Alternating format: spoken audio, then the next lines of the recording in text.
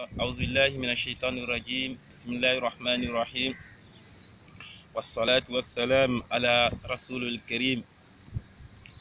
Assalamu alaikum wa rahmatullahi wa barakatuh. Chers frères, chères sœurs, nous avons décidé aujourd'hui de faire une vidéo par rapport au vin. Alhamdulillah, nous sommes à la fin du mois béni de Ramadan et malheureusement, pendant le jour de la fête, nous allons constater que ce sont les musulmans qui vont remplir les maquis, les boîtes de nuit en train de boire.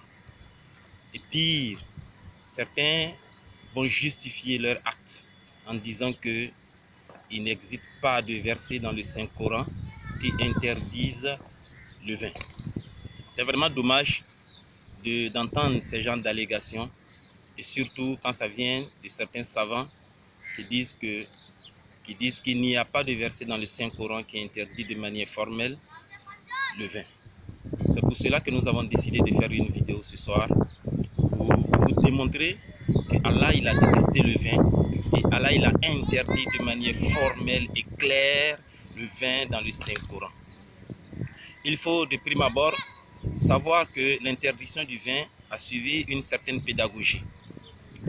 Le premier verset, pour ne pas dire la première action d'Allah lorsqu'il a parlé du vin, c'était dans la sourate 16, la sourate An-Nahl, au verset 67. C'est une sourate mécoise, une sourate qui a été révélée à la Mecque. Dans cette sourate, Allah va évoquer seulement l'aspect enivrant des fruits à partir desquels on extrait, comment on appelle ça, les boissons enivrantes.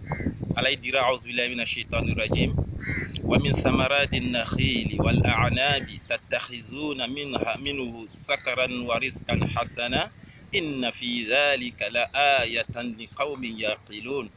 Allah dira des fruits, des palmiers et des vignes, vous récoltez une boisson enivrante et un excellent fruit. Donc vous voyez, Allah parle de l'excellence des fruits qui se trouvent dans ces arbres, mais Allah évoque de manière très succincte, de manière très rapide, la boisson enivrante en disant seulement qu'elle est enivrante. Et Allah ne donne pas d'interdiction. C'est une sourate mécoise.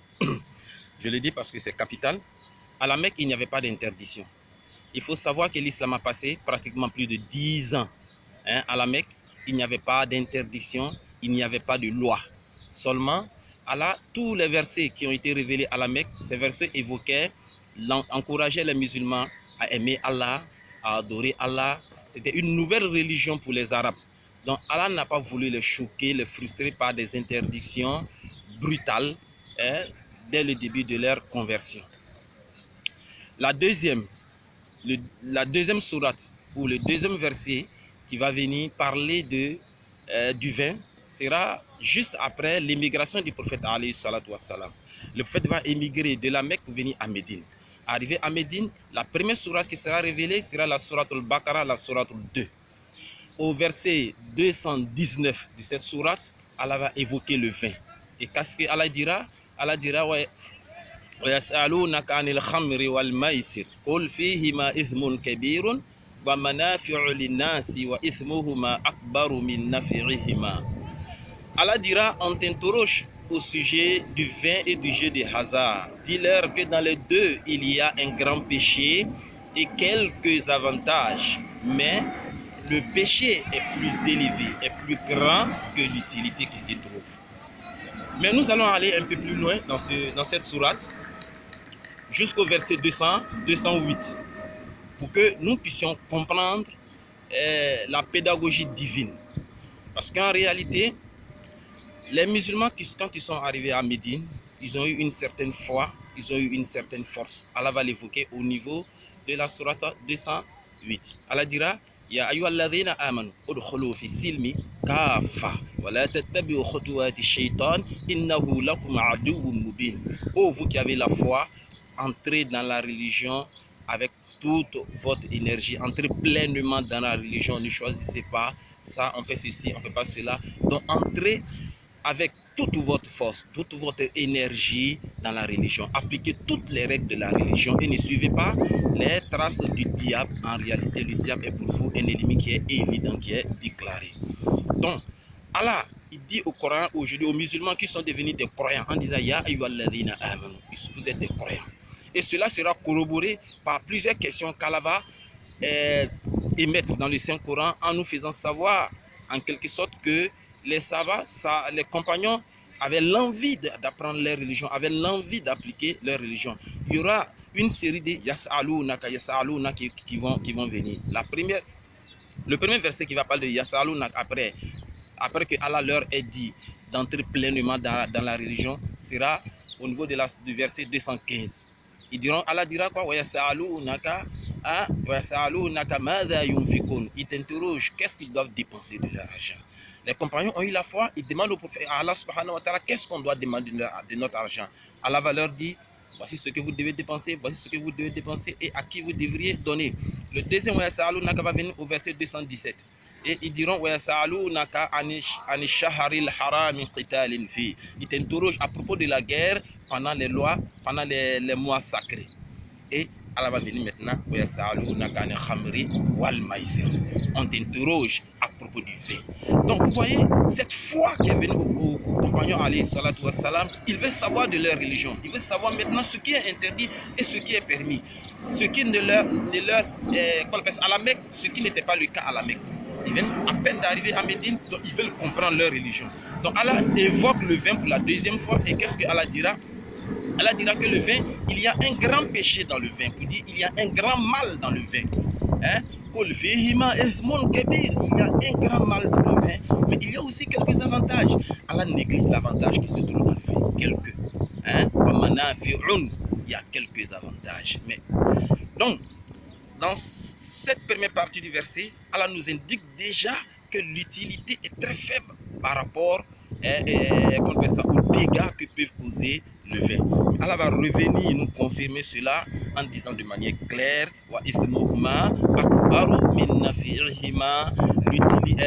le mal qui se trouve dans le vin est pire, est plus grand, est plus grave en matière, est plus grave que le bien qui s'y trouve.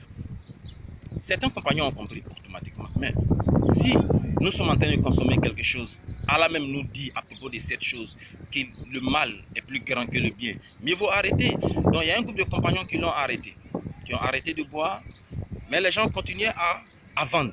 Parce qu'il faut savoir que le vin c'était culturel dans la société arabe. Le vin se trouvait à tous les secteurs de la culture, de la civilisation arabe, au niveau social, au niveau économique. Tout le monde vendait, lorsqu'il avait les réunions, on utilisait le vin, donc c'était ancré dans leur civilisation au fait. Donc ceux qui ne buvaient pas, ils vendaient. Le troisième verset sera dans la sourate 4, An-Nisa, au verset 43. Il faut dire aussi que la sourate An-Nisa est une sourate médinoise. Dans cette sourate, qu'est-ce qu'Allah dira? Dans la sourate An-Nisa, au verset 43. Allah dira clairement, donc Allah va appeler directement les musulmans en disant Ya ayyuhalladhina amanu la takarabu salata wa antum sukara. Oh vous qui avez cru, ne vous approchez pas de la prière au moment où vous êtes ivre.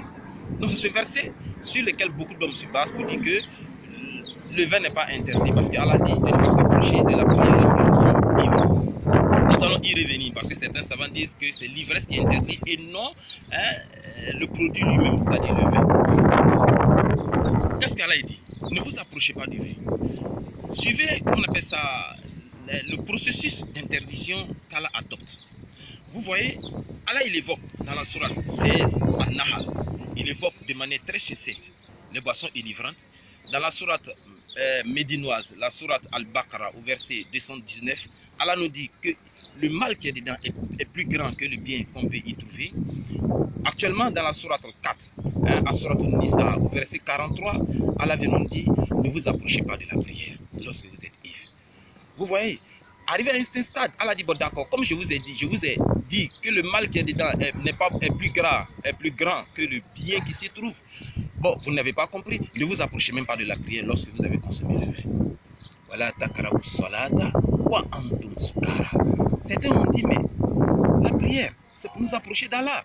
La prière, c'est pour nous purifier. Mais si Allah nous dit, lorsque vous venez vers la prière, je ne vais pas vous voir ivre, c'est que l'ivresse même n'est pas bon. c'est que le vin n'est pas bon. Eux, ils ont laissé le vin. La dernière sourate. Dans cette dernière sourate, il n'y a pas qu'un seul verset, mais il y a 4 versets qu'Allah va révéler simultanément pour montrer la haine, pour montrer son dégoût du vin. Sourate 5, le verset 90, le verset 91, le verset 92, le verset 93. Tous ces 4 versets ont été révélés pour évoquer le cas du vin. Le premier verset, 90, Allah dit Ya ayyuhalladhina amanu innamal khamru wal maisiru wal ansabu wal azlamu rijsun min amali shaytani fajtanibuhu la'allakum tuflihun. Oh, vous qui avez cru, le vin, le jeu de hasard, les pierres dressées, les flèches de divination ne sont qu'une abomination, œuvre du diable. Écartez-vous-en ou éloignez-vous-en afin que vous réussissiez. C'est capital. Il faudrait que nous nous concentrions pour mieux comprendre ce verset. Allah nous dit d'abord 2 premiers éléments. Que le vin c'est une abomination et que le vin c'est une œuvre du diable. Je pense à mon humble avis que c'est suffisant pour que nous puissions détester le vin, nous puissions nous éloigner du vin. Allah nous dit le vin c'est une œuvre du diable pour dire que ce n'est pas de lui, c'est une œuvre du diable. Et il dit que c'est une abomination. Rijsun, c'est de la saleté, c'est une abomination. Et il dit Fajtanibuhu, il donne un ordre, éloignez-vous-en. Et il donne une deuxième condition afin que vous réussissiez. Est-ce que vous me comprenez?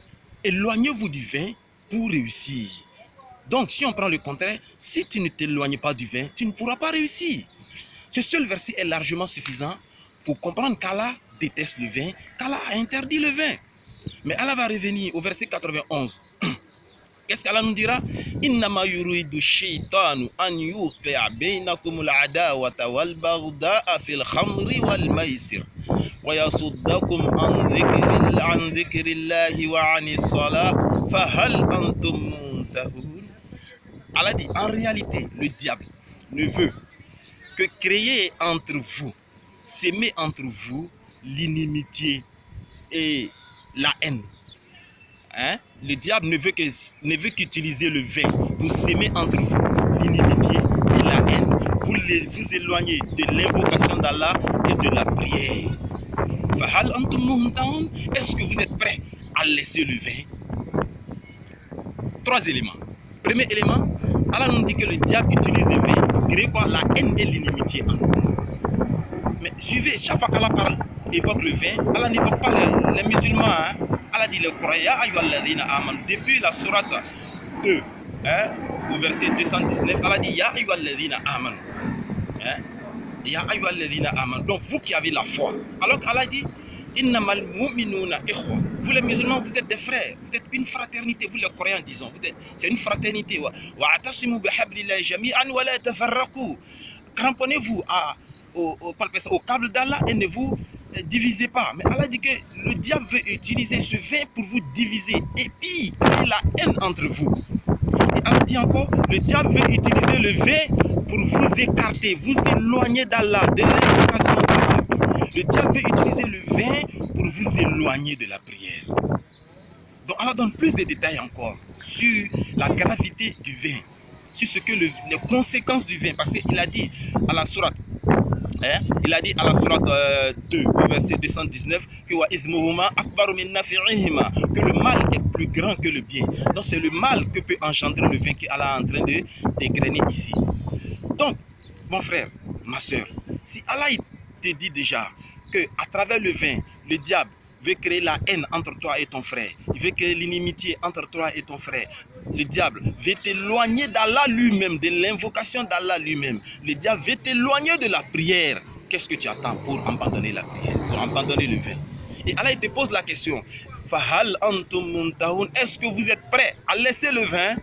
Est-ce que vous êtes prêts à laisser le vin? Quelle est votre réponse? Comment allez-vous répondre à Allah? Le lendemain, la soirée de la fête, vous allez répondre à Allah en remplissant les maquis, en remplissant les boîtes de nuit, en vidant 2 casiers, 3 casiers. Ce sera votre réponse à Allah subhanahu wa ta'ala. Quelle est votre réponse? Allah nous demande, Mais Allah va continuer au verset 92. Allah dit wa atiullaha wa atiur rasula wahdharu fa in tawallaw fa innama ala rasulina al balaghul mubin. Allah nous dit, après nous avoir demandé, est-ce que vous êtes prêts à laisser le vin? Il nous a détaillé, expliqué toutes les conséquences que peuvent engendrer le vin. Et il nous demande si on est prêt à laisser le vin. Et ensuite, au verset 292, Allah nous dit, suivez Allah, suivez le prophète. Donc implicitement, ne suivez pas le diable, hein. Suivez Allah, suivez le prophète. Faites attention, prenez garde. Si après tout ce que je vous ai expliqué, vous vous détournez, vous ne suivez pas Allah et son messager, vous continuez à boire. En réalité, le prophète, sa seule responsabilité, c'est de vous dire clairement le message. Il n'est pas responsable du reste du corps. Donc Allah a fini dans cette partie de parler à ceux qui boivent. Parce qu'en réalité, les croyants de ce moment, les compagnons à cette époque étaient de plein pied dans la consommation du vin. D'autres vendaient, d'autres buvaient, d'autres avaient des usines de, qu'on appelle ça, de vin, d'autres avaient des plantations, des vignes, tout ça. Donc Allah leur demandait, Fajtanibuhu, laissez tout ça. Est-ce que vous me comprenez? Donc maintenant, Allah il a parlé d'eux, Allah va parler maintenant de ceux qui sont prêts à laisser. Parce qu'Allah il a demandé, est-ce que vous êtes prêts à laisser? Ceux qui ne sont pas prêts à laisser, Allah leur a dit, prenez garde. Allah les a menacés. Allah revient maintenant à ceux qui sont prêts à laisser le vin. Qu'est-ce que Allah va leur dire? Au verset 93, Allah leur dit là, Allah leur dira, Wama ala alladhina amanu, Wama ala alladhina, subhanallah, Wama ala alladhina amanu wa amilu salihati junahun fima ta'unu idha ma taqaw wa amanu wa amilu salihati thumma taqaw wa amanu thumma taqaw wa ahsanu wallahu yuhibbul muhsinin. Allah dit, ceux, les musulmans qui ont cru et ont fait de bonnes œuvres, ils n'ont pas de péché, hein, en ce qu'ils ont déjà consommé. C'est-à-dire ceux qui ont déjà consommé le vin dans le passé, ils n'auront pas de péché. Allah ne va pas leur inscrire de péché pour la consommation ou pour la vente de vin qu'ils ont déjà fait dans le passé, à condition qu'ils soient pieux, qu'ils croient et qu'ils fassent de bonnes œuvres.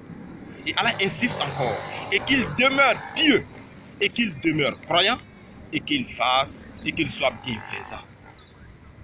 Et Allah aime les gens qui font le bien. Donc, la seule condition pour ceux qui boivent et qui sont prêts à laisser le vin, Allah dit, quand tu arrêtes le vin, sois pieux et continue d'être pieux. Et ça va nous dire que cette piété veut dire qu'il faut accepter qu'Allah il a véritablement interdit le vin. Et puis il faut continuer dans cet élan-là. Et puis il faut aimer Allah, et puis il faut faire de bien. Et il faut faire beaucoup de istighfar. Chers frères, je pense que j'ai plus assez de commentaires à faire, plus de développement à faire, à la lumière de ce que Allah lui-même vient de dire à propos du vin. Quand certains nous disent que le vin n'est pas interdit et que c'est l'ivresse qui est interdit, je pense que le verset est clair. Et il ne faut pas s'arrêter seulement à un seul verset. Il faut continuer à lire tous les versets jusqu'à la fin, jusqu'au dernier verset qui fut révélé à propos du vin. Nous n'allons pas également évoquer tous les hadiths. Il y a plein de hadiths qui parlent du vin. Le hadith d'Abu Daoud At-Tirmizi qui évoque qu'il y a 10 personnes qui ont été maudites par le prophète alayhi salatu wassalam. 10 catégories de personnes sont maudites par le prophète alayhi salatu wassalam, qui sont en relation avec le vin. Comment on appelle ça, l'industriel, c'est-à-dire la personne qui fabrique le vin, comment on appelle, le fournisseur, la personne qui va acheter, le buveur, la personne qui boit, la personne qui transporte, la personne qui signe. Donc jusqu'à 10 personnes, et tous sont maudits par le prophète alayhi salatu wassalam. Chers frères, chères sœurs, quel est le message? Qu'est-ce que la consommation du bien peut apporter comme bien? Chers frères, chères sœurs, lorsque Allah dit qu'une chose n'est que l'œuvre du diable, lorsque Allah dit qu'une chose va te détourner de lui, Allah, lorsque Allah te dit qu'une chose va te détourner de la prière, lorsque Allah te dit qu'une chose va créer la haine et l'inimitié entre toi et tes frères, je pense que c'est assez clair pour te décourager à la consommation de cette chose. Et lorsque Allah, après avoir égrené toutes ces conséquences, et Allah il te pose une question en te demandant, est-ce que tu es prêt à abandonner la consommation et la vente ou toute relation avec le vin? Je pense que nous, notre réponse devrait être Sami'na wa ata'ana. Et notre réponse ne doit pas être Sami'na wa asa'na wa li'yazu billah.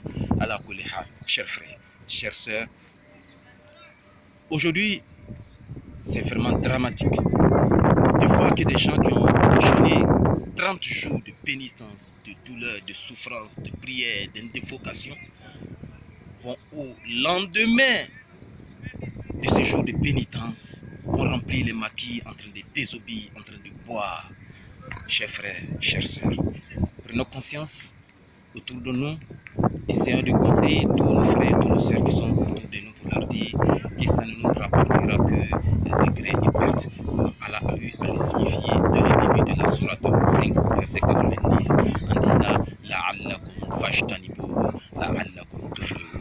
Éloignez-vous du vin afin que vous réussissiez. Qu'Allah fasse que nous réussissions. Qu'Allah fasse que notre jeûne que nous venons de mettre, qu'Allah accepte. Et qu'Allah accepte nos prières, nos invocations, qu'Allah nous soulage de toutes nos peines, qu'Allah nous délivre de tous nos soucis, qu'Allah pardonne à tous ceux qui sont décédés, qu'Allah nous donne une nouvelle, on appelle ça un nouveau mois de Ramadan. Rabbana atina fid dunya hasana wa fil akhirati hasana wa qina azaban nar. Rabbana atina fid dunya hasana wa qina Rabbana atina fid dunya hasana wa fil akhirati hasana wa qina azaban nar. Rabbana atina fid dunya hasana wa fil akhirati hasana wa qina azaban nar. Allahumma salli wa sallim wa barik ala sayyidina Muhammad النبي الأمي وعلى آله وأصحابه في كل لمحة ونفث. والسلام عليكم ورحمة الله وبركاته.